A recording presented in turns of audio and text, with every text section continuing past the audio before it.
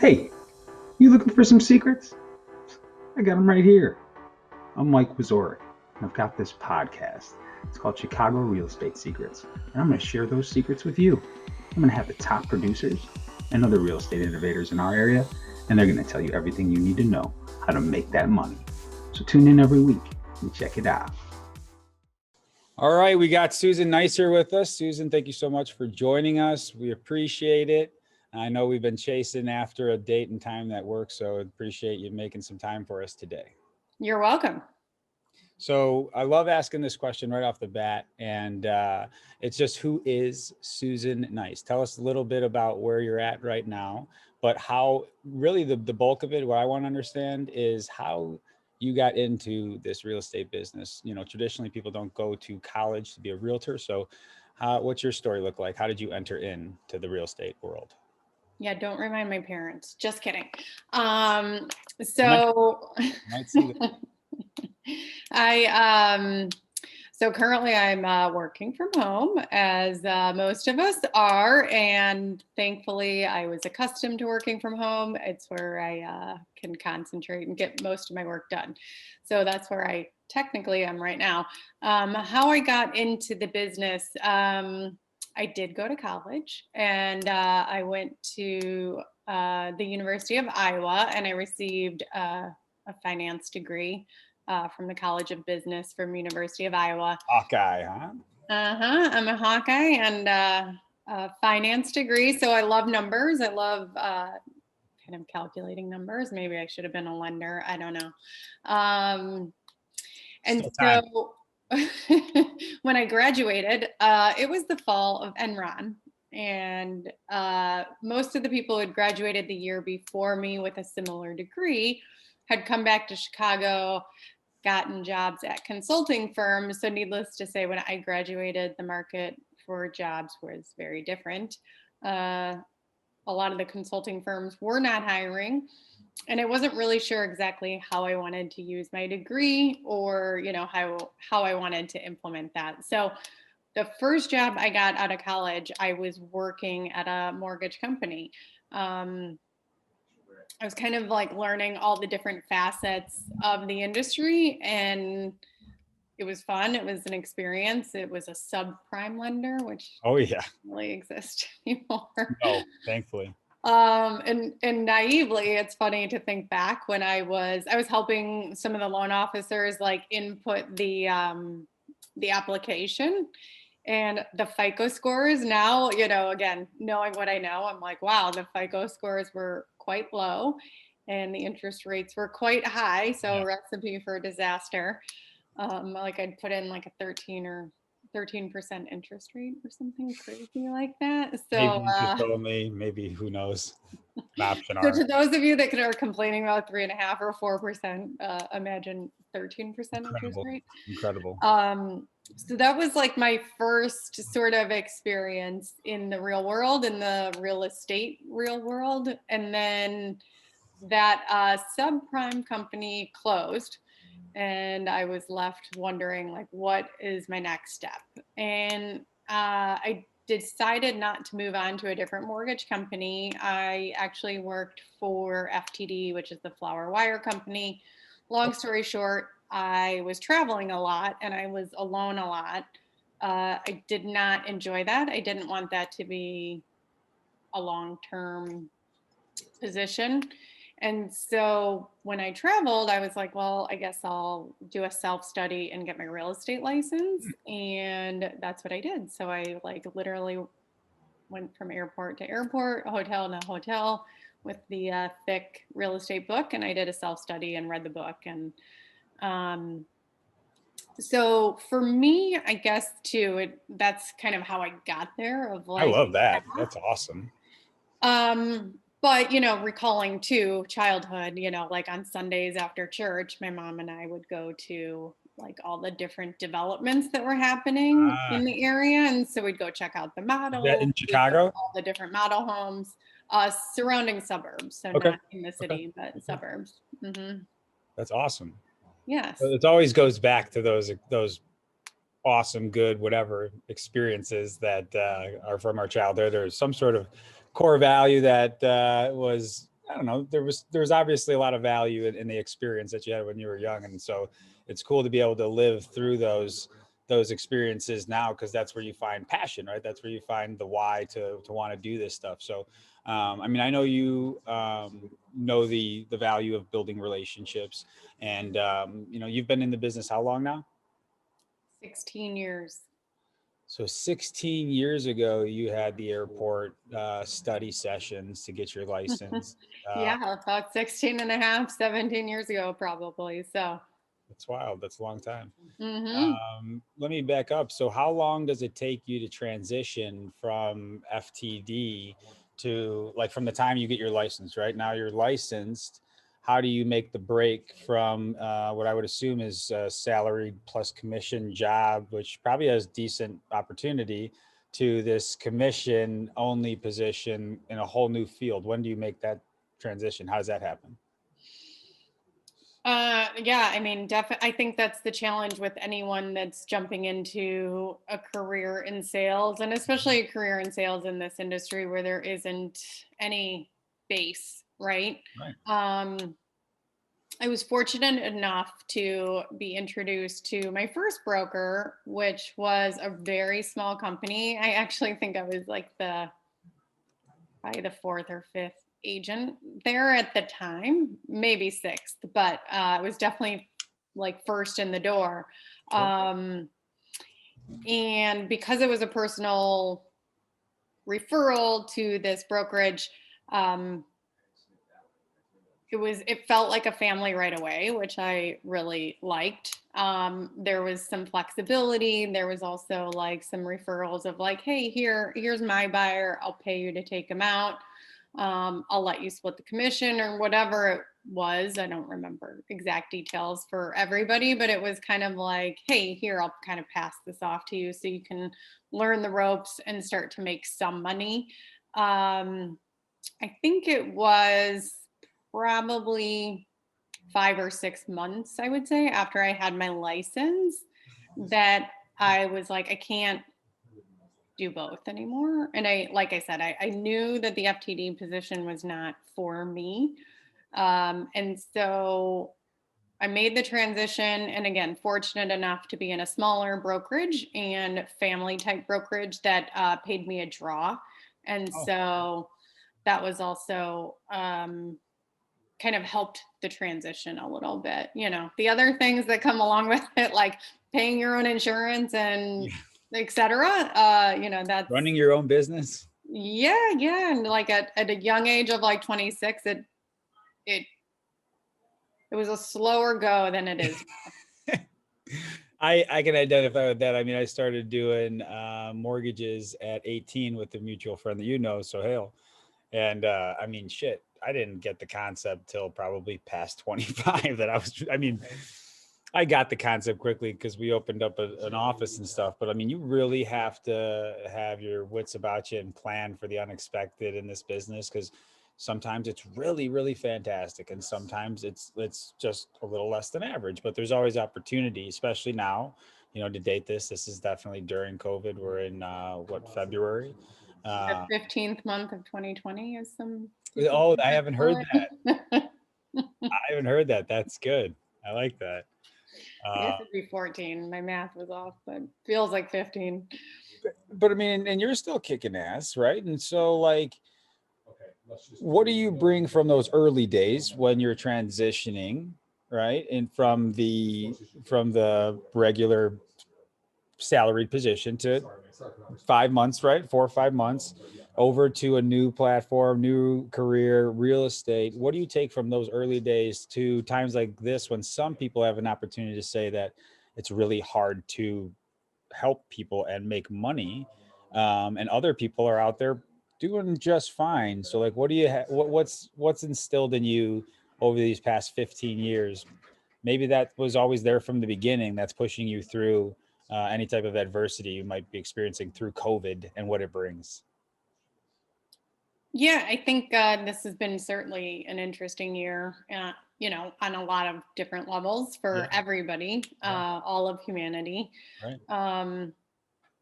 I think what I've taken from it is that first and foremost, I feel like I'm super blessed and grateful to be in an industry that has continued.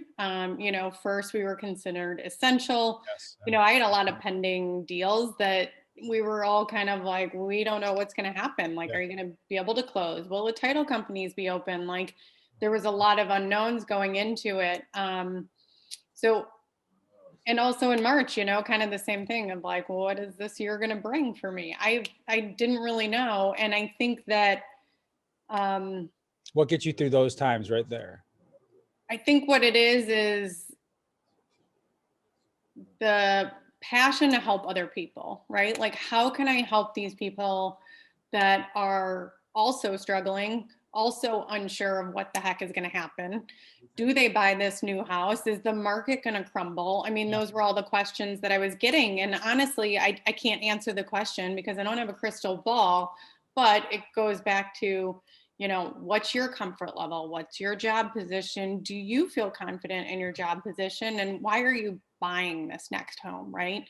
So it was kind of going through that and trying to be the calming force for them versus letting my own maybe fear of of the unknown get in the way.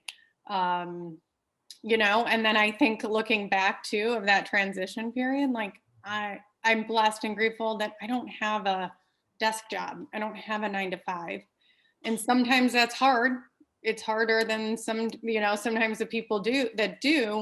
But on the other side is I am also blessed that I don't, and I don't necessarily want to go back to being on someone else's clock.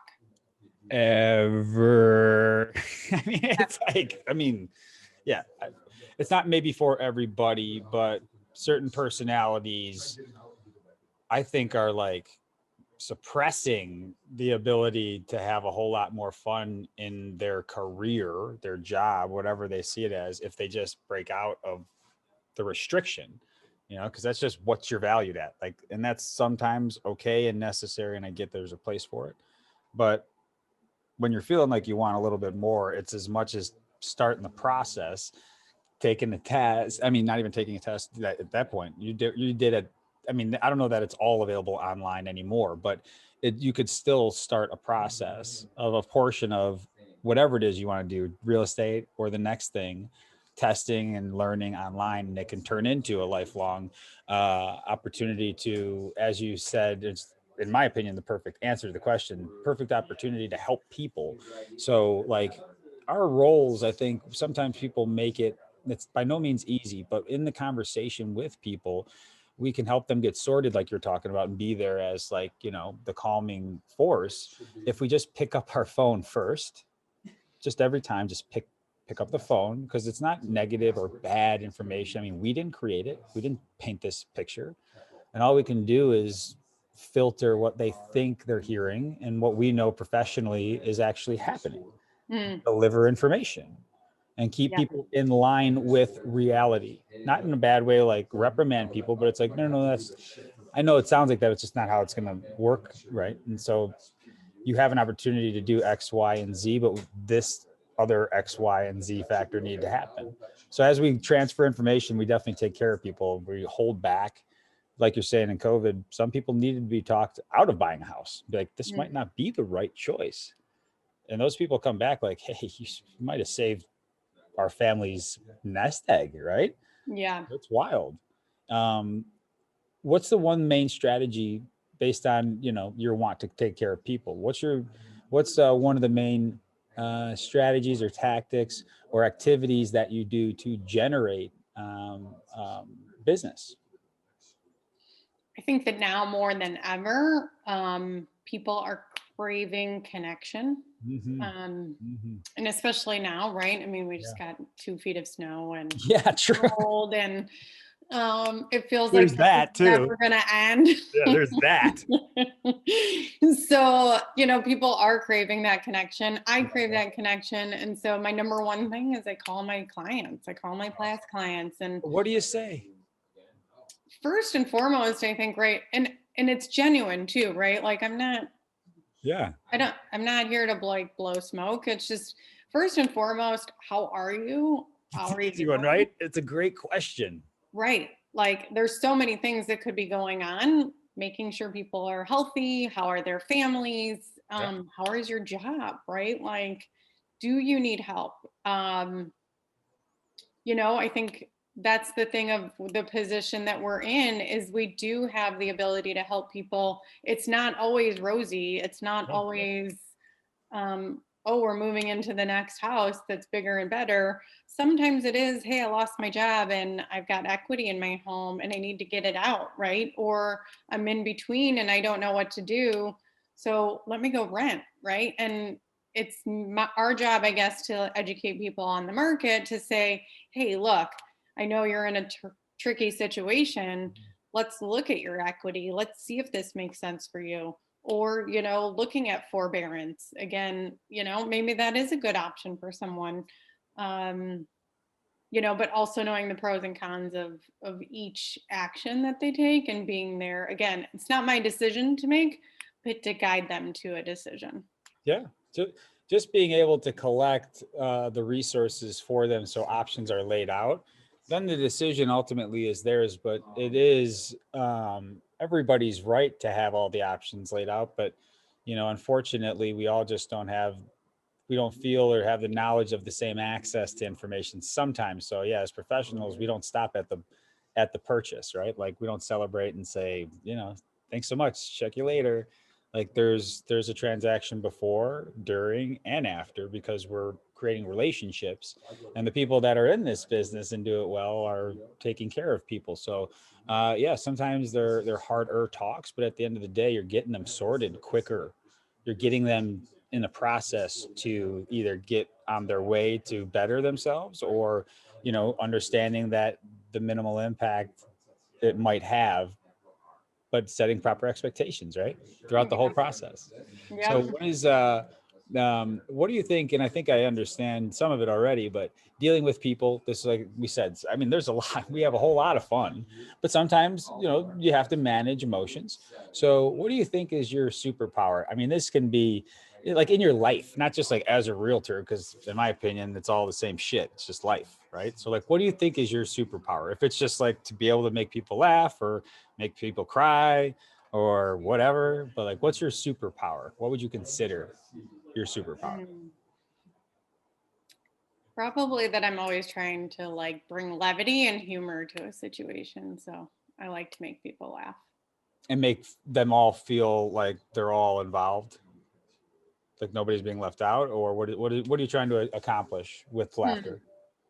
I think just easing the tension, easing I don't care if your process goes smooth, there's still bumps, right? Yeah. Like there are always bumps. Yeah. And the longer I've been in the business, it's like, okay, this is just another bump in the road. Like, let's kind of like take a big step back, look at the big picture. And again, that's not always easy, right? Like people take this stuff seriously. There's emotions involved. But yeah, I think it's just maybe my gift of gab, my gift of Gift to gab.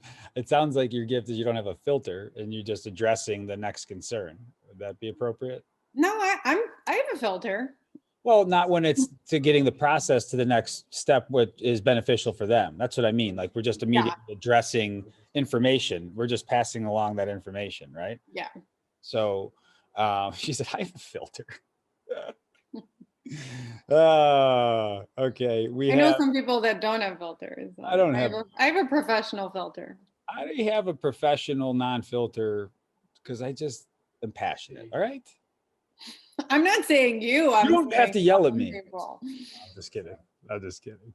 No, there's a time and place for everything. But I think also, and off the heels of that, what I'm also hearing as I'm trying to look at another question, but it's authenticity really that bleeds through all the time. It's just authenticity and transparency in every part of it, because we attract the people that we attract. So we're in business with the people that we're in business, and we have to tell them that we're grateful for the opportunity to work with them, and ask who else they know, right? So like how beneficial for you has it been, since you take care of people, to let those people know, because you said you're grateful for the opportunity to do this. So how beneficial has it been for you to tell those people you've worked with that you're grateful for their business? Like, has that been fruitful in the way of referrals for you?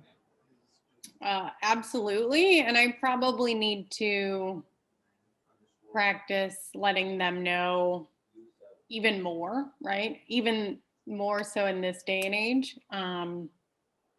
Because I think when we can, when I get busy, right, it's a lot easier to then just kind of be like, not that I'm not caring, but it's just kind of like, okay, it's keeping things in order. So sometimes it can feel like, okay, this one's done, this one's done.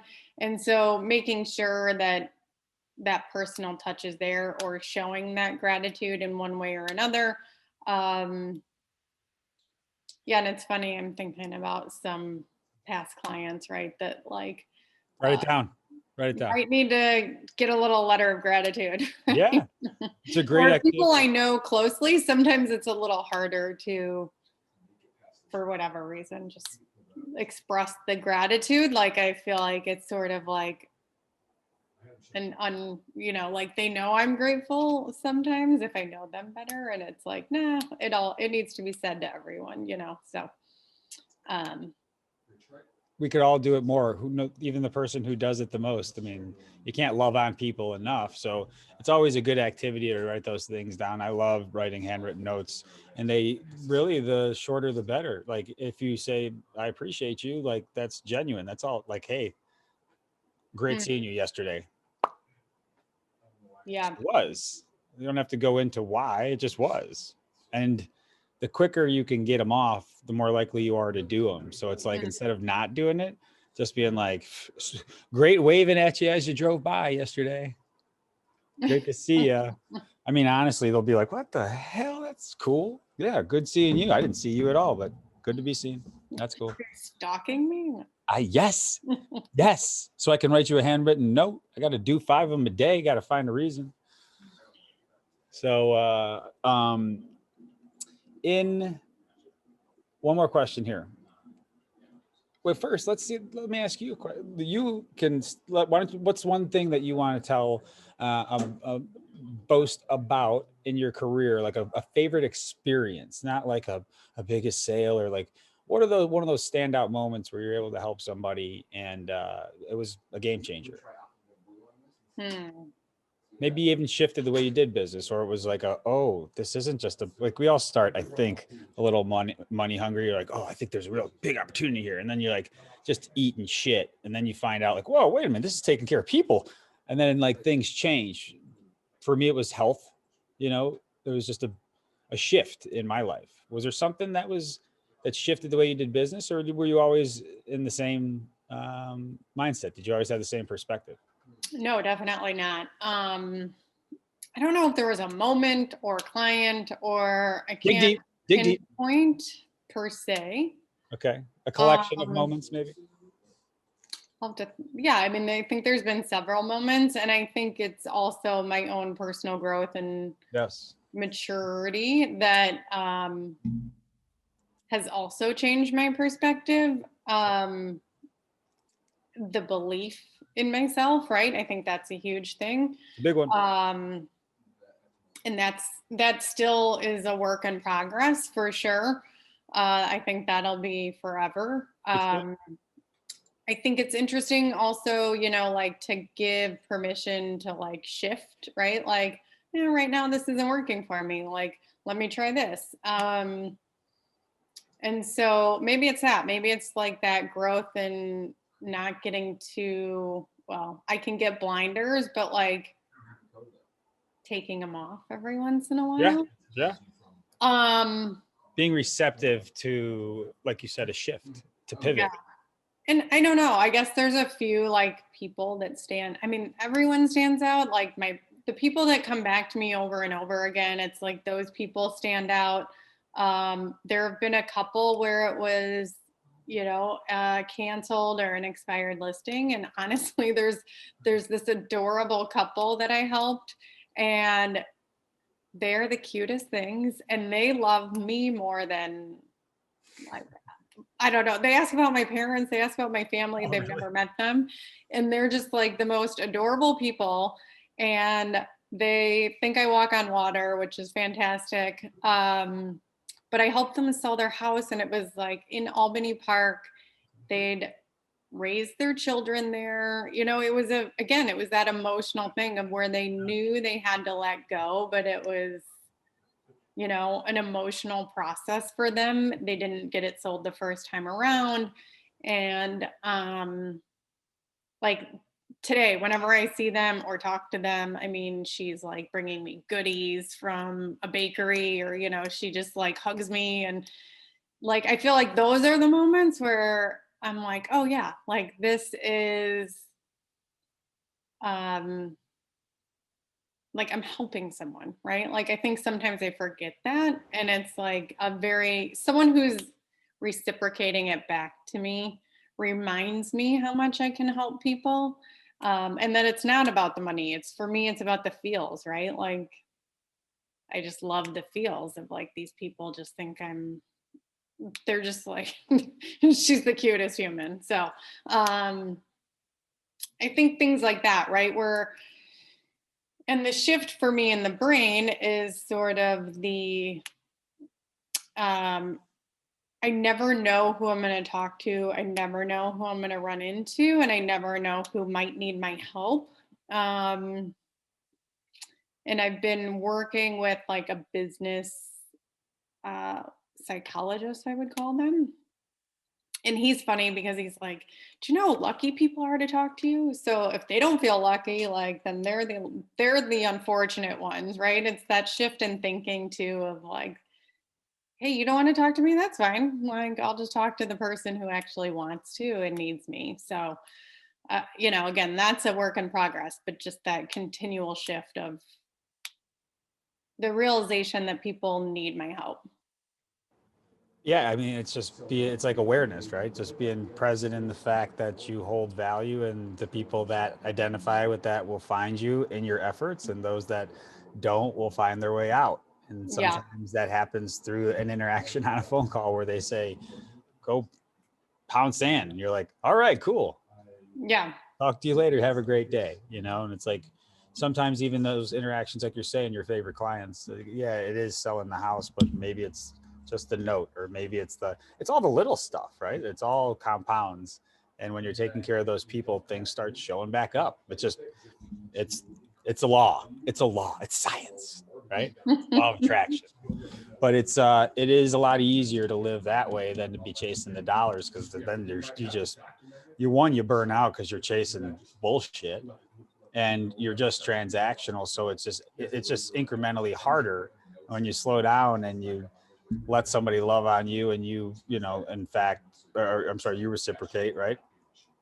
And then I mean, hell, you were giddy as hell just talking about it. And it's a cool thing, because that's the business that we're in, is truly taking care of people. I said, well, people are like, well, what's the difference between you and the next lender? I'm like, well, we give a shit.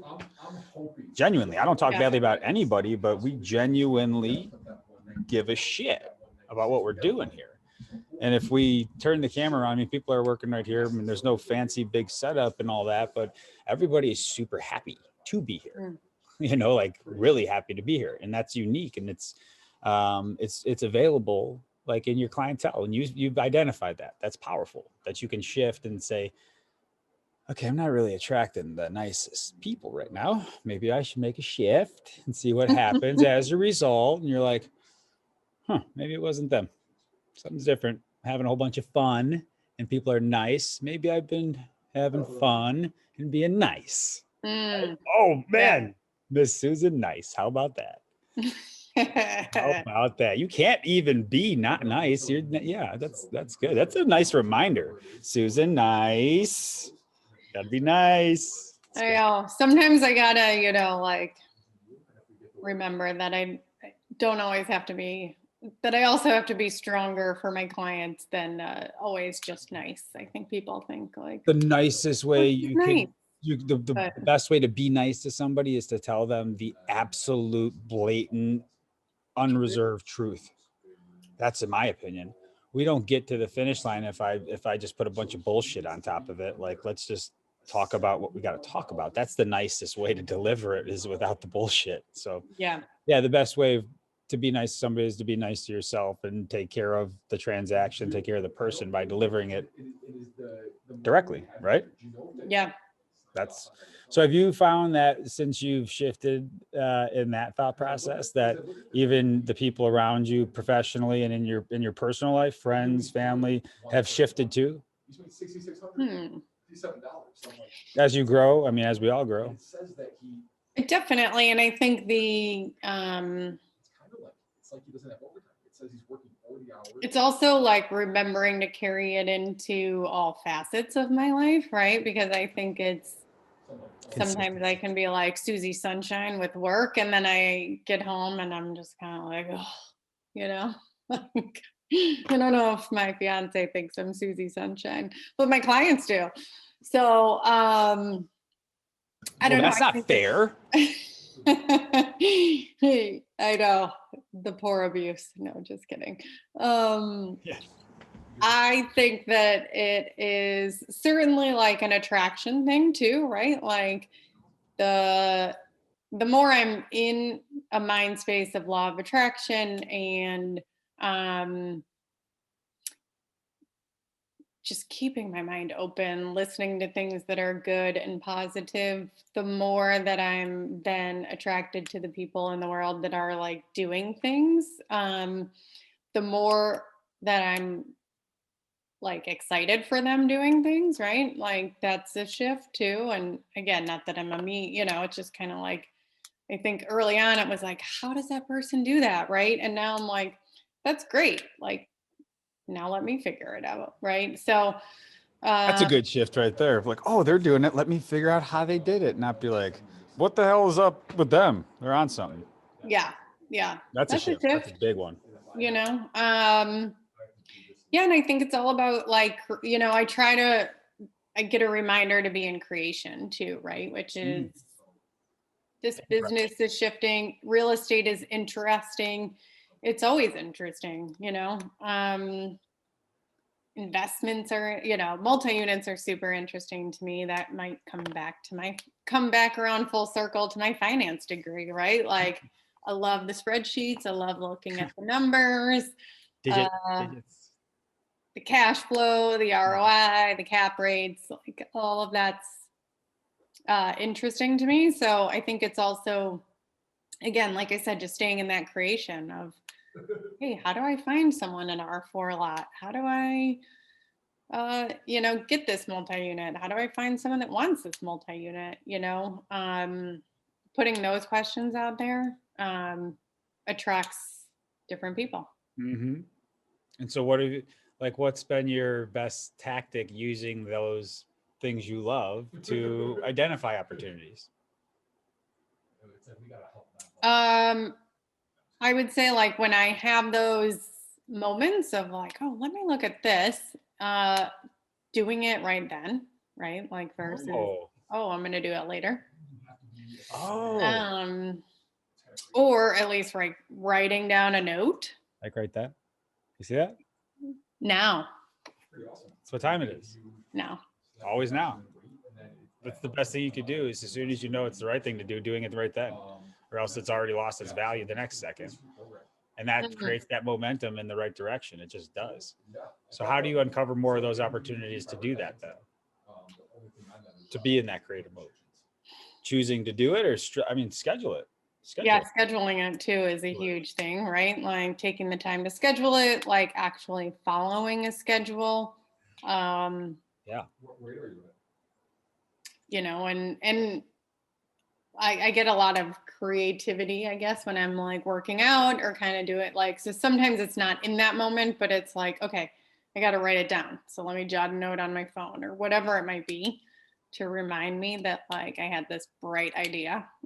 Or else I'll forget an hour later what my bright idea was. Yeah, I'm like, I got a memory of the goldfish over here. So that's why I call people or I'd send a video and I'm like, this is brilliant. I'm never going to remember this. It's like Captain's log. Because that's why I started getting up early. And SOS was the one that inspired that. But I was like, man, you're fucking goofy. What are you getting up at 3:30 in the morning? Well, I started getting up at 2. And I was like, I love this shit. And he's like, what are you getting up at 2 for? I'm like, I'm just creating more time to be by myself. Because like you're talking about, in that time frame from 2 to 4, for sure, for me, from 2 to 4, I'm by myself. Not the world isn't up. It's like still. So the only thing that's getting to me is not emails. I'm not looking at that. I'm not looking at my phone. And only what I want to put in my head goes there.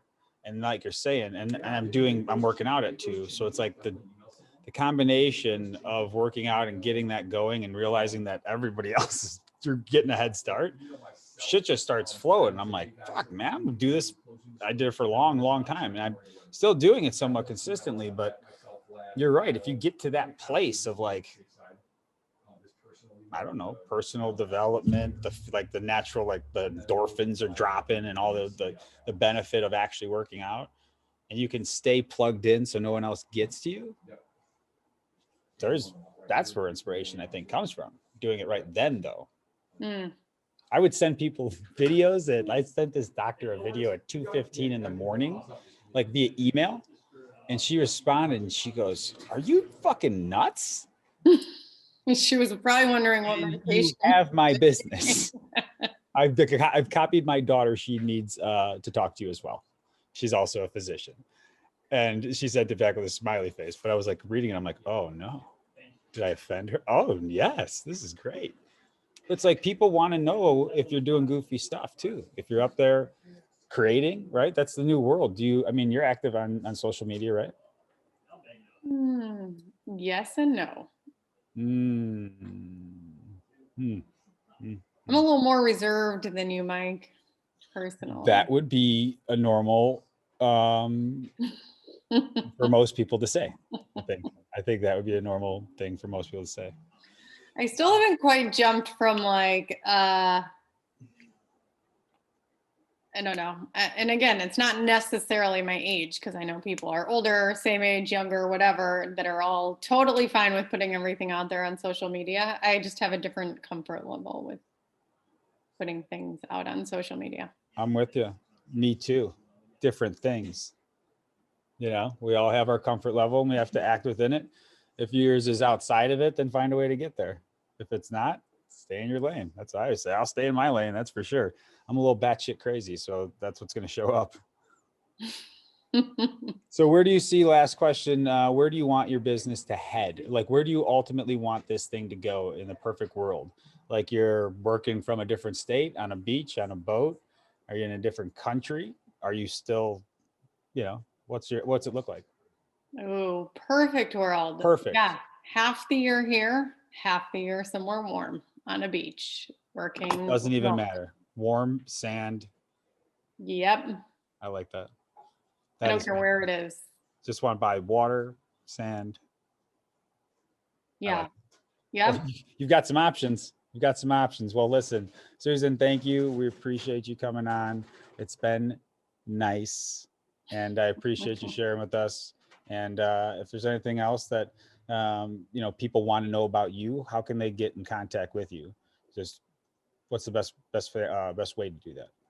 Text, email, phone call. Okay. And my cell phone line is 773-822-2131. My email is my first initial last name, snice@dreamtown.com.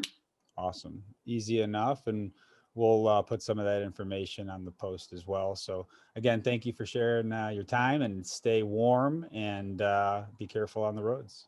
Thank you for your time. Thanks for the invite. Good chatting with you. We'll talk soon. Talk soon. Bye-bye. Bye.